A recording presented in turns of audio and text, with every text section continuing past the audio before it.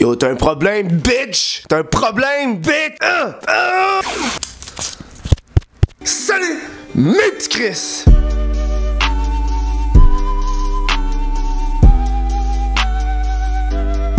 J'étais impatient de faire cette vidéo.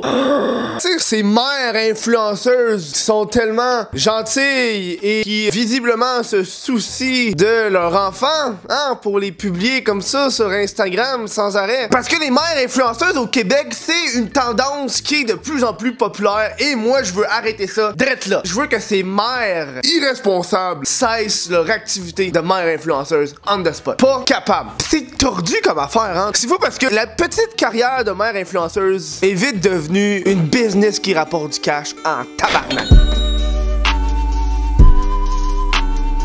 Au Canada, quand tu reçois de l'argent d'une compagnie, ok, t'es obligé de mettre hashtag pub ou hashtag ad. Ça, aussitôt que tu vois ça, là, toi dans ta tête de consommateur, faut que tu comprennes que la dite mère qui publie, là, elle a eu du cash en retour, là. Je suis tombé sur une photo. Une seule photo qui m'a amené dans une démence totale. Parce que, tu sais, moi, les mères influenceuses, là, je regarde pas ça, tu sais. C'est pas dans ma région de divertissement.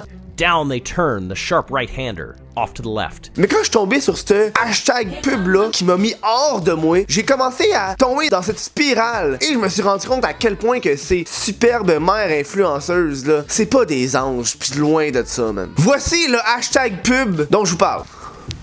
C'est fou, là. Moi, de ce que je vois, là, c'est que c'est une mère qui est assise sur le bord de la piscine en train de saouler la gueule pendant que son bébé il est sur le bord d'une piscine pas clôturée. Moi, c'est ça que je vois. Ça sonne l'irresponsabilité totale. Ça, c'est un désastre à en devenir, là. Honte à la mère d'utiliser son enfant pour faire la promotion d'une boisson alcoolisée. Et honte à Pépito Sangria d'avoir approuvé cette pub-là. Parce qu'il faut comprendre, quand un hashtag pub est publié, c'est approuvé par la marque avant, là. Fait que honte à toi, style Pépito Sangria. Puis là, je me suis rendu compte que tout le milieu des mères influenceuses, ils font des passes droits de même, là. Au Québec, il y a ce qu'on appelle les normes de la publicité. Ça, là, c'est une des raisons pourquoi tu vois pas de publicité pour les enfants. C'est une raison pourquoi quand tu regardes une publicité avec de l'alcool dedans, la personne n'a pas le droit de faire d'activité physique. Tu verras pas, hostie, un gars courir un marathon par ça s'ouvrir une Heineken. T'as pas le droit de faire ça au Québec. C'est vrai que j'ai décidé de faire mes recherches sur qu'est-ce qu'il y a de mal avec cette publication qui me dégoûte au plus haut point, là. Utiliser ton bébé pour vendre de l'alcool, là. Tabarnak. OK. Au niveau du guide d'approbation des normes de la publicité pour la publicité en faveur des boissons alcoolisées en vertu du code du CRTC. En 4.2, le message publicitaire ne doit pas représenter des personnes qui n'ont pas l'âge légal de consommer de l'alcool. Tous les acteurs du message publicitaire doivent avoir clairement l'âge de consommer de l'alcool. Ton bébé, il a pas l'air d'avoir l'âge de consommer de l'alcool. À moins que tu sois tellement une mauvaise mère que tu lui fais boire de l'alcool. Moi, c'est ça que cette publicité-là, elle me dit, là. Moi, c'est ça qu'elle me dit. 5.1. À moins que l'activité dépeinte soit clairement terminée pour la journée, les messages publicitaires ne doivent pas dépeindre une personne qui consomme de l'alcool pendant une activité qui exige beaucoup d'habileté, de prudence ou d'attention, ou qui comporte un élément évident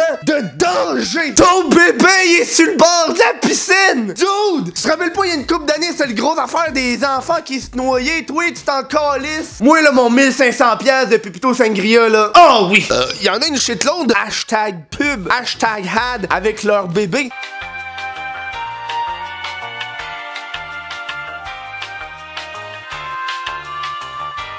Tu sais, leur mère, là, qui exploite leur bébé juste pour avoir du cash. Parce qu'on entend que le bébé, il a pas signé oui, là. L'enfant, il a pas fait, ouais, moi, là, une pub de Pampers sur les réseaux sociaux de ma propre mère. Tu sais, là, l'affaire qui facilite le fait qu'on peut me retracer après, là, je suis d'accord. Hey, il y a une mère. Oh, c'ti de mère. Oh, la mère. Oh, elle fait un hashtag pub, là, mais elle fait hashtag espace pub. Tu sais, quand t'es tellement malhonnête, là, que non seulement t'exploites ton kid, mais en plus, t'essaies de passer sous le radar avec les hashtags d'Instagram. C'est le seul hashtag qui a un espace. Elle le sait, là. Elle le sait, la calice. Elle le sait. Parce qu'elle veut pas qu'Instagram spot que je suis un hashtag ad ou un hashtag pub. Fuck off. Au Québec, là, c'est interdit de faire de la publicité pour les enfants. Puis y a une mère influenceuse, là, qui a publié sur son Instagram une vidéo d'une genre de poupée, de bébé, peu importe, je m'en calisse tellement, là, qui a publié clairement une publicité destinée à des enfants. Puis là, je sais ce que tu vas me dire, ouais, mais Kevin, c'est parce que c'est pas l'enfant qui va payer pour la poupée. Ouais, mais Kevin, parce que le compte de la mère, là, c'est pas un enfant qui va regarder ça, c'est les mères. Y a pas plus de pubs sur TVA pour les enfants, là. Fait que ferme ta gueule. Je vais te mettre un extrait de la publicité.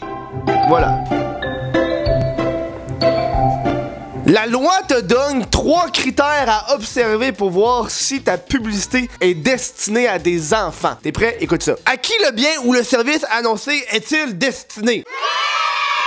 Est-il attrayant pour les enfants? Le message publicitaire est-il conçu pour attirer l'attention des enfants? Les enfants sont-ils visés par le message ou exposés à celui-ci? Sont-ils présents au moment ou à l'endroit de sa parution ou de sa diffusion?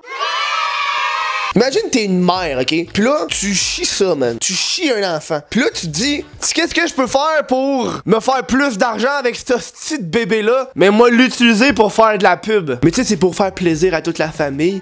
C'est toute la famille qui va en bénéficier de cet argent-là. Ouais, fuck off, man. Trouve-toi une vraie job, c'ti.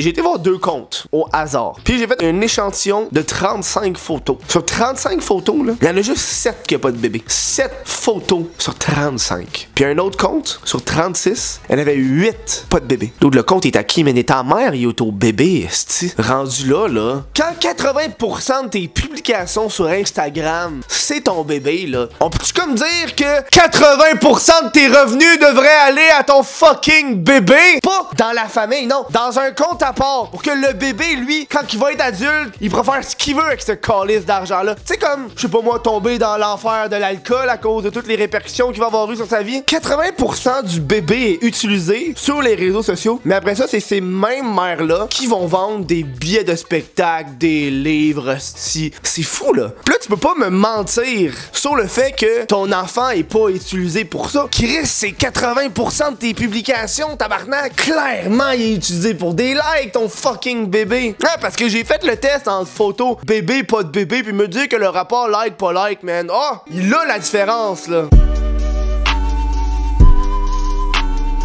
J'ai vu un post, ok, d'une mère qui a mis une photo de son enfant. Son enfant. C'est pas un bébé, c'est un enfant, là. Puis la cause était, j'ai peu de photos de mon Mathieu. J'aime pas ça. Mais en scientifique, il est tellement fier. S'il aime pas ça, prends pas de calice de photos de lui. C'est-tu clair, tabarnak? Pis c'est drôle parce que ce même enfant-là, il y a une photo de famille, pis ce kid-là, il sourit même pas, man. C'est fou, là. Pis on dirait que la mère, elle l'a pas compris, ça. Quand le kid dit non, c'est non. Il aime pas ça! Tu penses à ça, là, plus l'enfant va vieillir, puis plus l'enfant va avoir une responsabilité que nécessairement il voulait pas. Il va savoir clairement que le revenu de sa mère ou de son père, peu importe, c'est directement relié à lui. Puis le moment que ce kid-là voudra pas, qu'est-ce que ça va faire? Il va faire comme exactement la photo qui vient d'arriver. On va en faire de temps en temps, mais c'est parce que je peux pas ne pas en faire, esti. Check comment qui est cute en scientifique. C'est des likes gratis, ça! C'est des likes! C'est récent, hein, ce phénomène-là de mère influenceuse. Puis moi, je l'ai dit, là, ça fait une petite bon bout. Dans 20 ans, man, il y aura les premiers enfants d'influenceuses qui vont les poursuivre. C'est clair.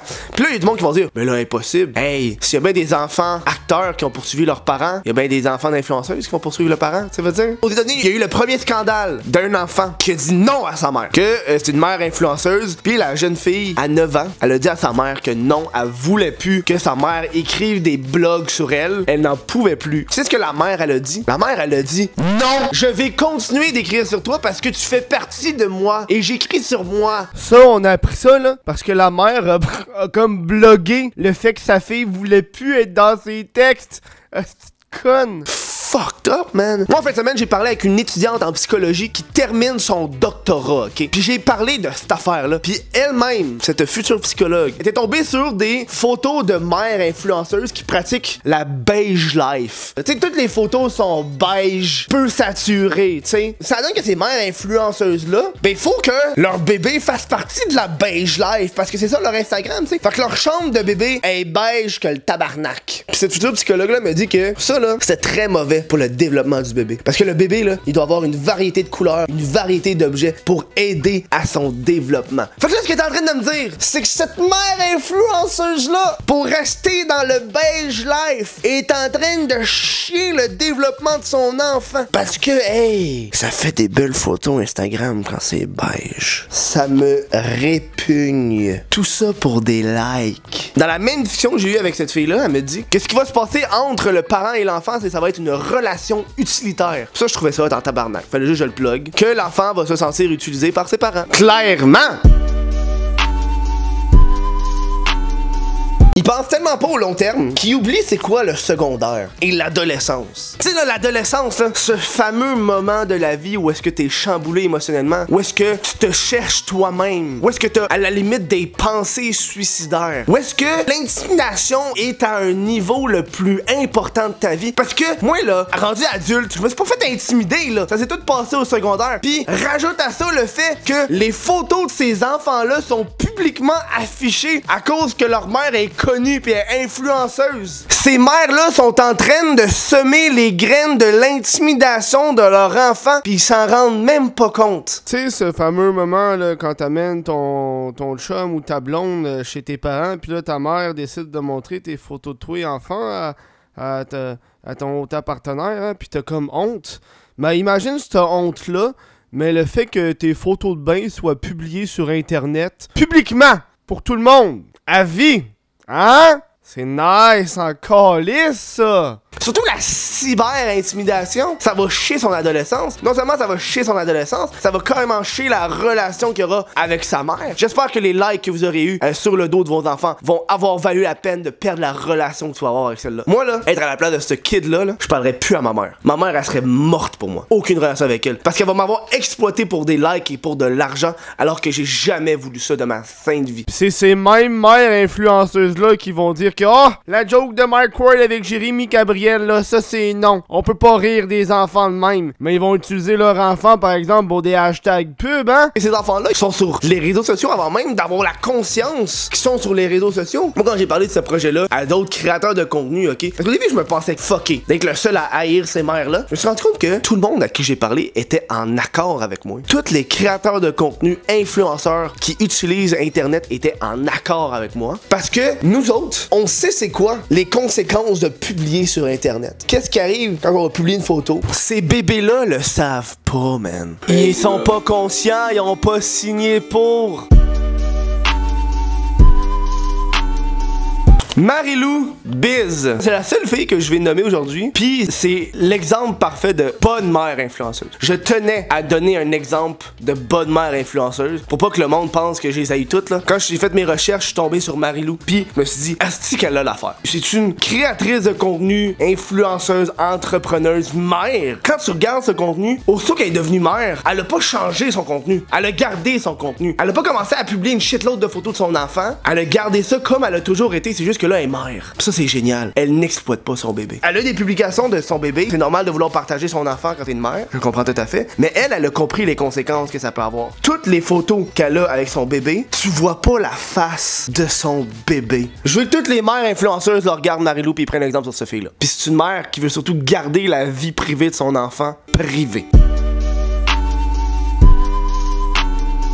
T'es-tu familier avec l'allégorie de la caverne de Platon? Eh là, on va deep en philo, là. Tu pensais pas apprendre de quoi aujourd'hui, hein? Moi, t'apprendre de quoi, tabarnak? L'allégorie de la caverne, moi, te l'expliquer ultra simple. C'est des prisonniers qui ont passé toute leur vie emprisonnés dans une grotte. Ils ont jamais sorti, ils sont restés là. Les seules affaires qu'ils ont, c'est devant eux, ils ont un mur. Puis sur le mur, ce qu'il y a, derrière eux, il y a un feu. Et ce qu'ils voient sur le mur, ce sont les ombres de choses qui vont sur le mur. Donc, pour eux, la réalité, c'est ce qu'il y a sur le mur. C'est les ombres qu'ils voient sur le mur. T'as un des prisonniers qui sort de la caverne. Il sort dehors, il se rend compte que la réalité, ben c'est pas ça pantoute. Puis là, quelqu'un qui retourne dans la caverne, il dit aux autres, c'est quoi la réalité? Les autres ne le croient pas parce que visiblement, les autres ont jamais sorti de la fucking caverne. T'es good, tu me suis? Ces enfants-là, là, sont pris dans une caverne numérique. Pour eux, ils ont cette illusion que c'est normal que leur mère prenne sans cesse des photos, des vidéos de eux pour mettre sur les réseaux sociaux. C'est normal pour eux que leur mère les exploite pour faire de la publicité avec. Ces enfants-là ont toujours vécu dans cette caverne numérique. Moi, j'ai pas été enchaîné dans cette caverne-là. Moi, je suis rentré par choix dans cette caverne-là. Et surtout, je peux en sortir quand que je veux. Puis au moment où tu penses que cet enfant-là est sorti de la caverne, qui fait une activité normale de tous les enfants, BAM! La mère, elle sort son téléphone puis elle prend des photos puis publier ça sur Instagram. Malheureusement, là, la seule façon que cet enfant-là peut échapper de la caverne, c'est en grandissant. Puis ça va être difficile comme combat. Ces enfants-là sont condamnés à être emprisonnés dans une caverne, à regarder les ombres sur le mur que leur mère projette.